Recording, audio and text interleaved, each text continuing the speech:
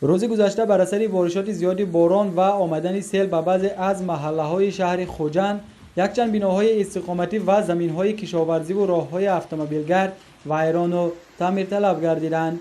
ضمن صحبت با یکی از ساکنین محله 15 شهر خوجند معلوم شد که شام 2 اپریل بر اثر آمدن سیل تخانه یک خانه استقامتی محله مذکور پر از آب و لای شده، کوچه‌های محله قسماً ویران شدند. ساکنان علاقه کوشش کرده ایستادند که هرچی تیزتر کوچه ها را تعمیر کنند و بهر پیشگیری کردن سیل همه کارها را انجام داده ایستادند. در ادامه یکچند نوارهای منزل و کوچه های ضرر دیده آفت طبیعی را تماشا کنید که پس از یک روز آفت طبیعی در چه حالت قرار دارند.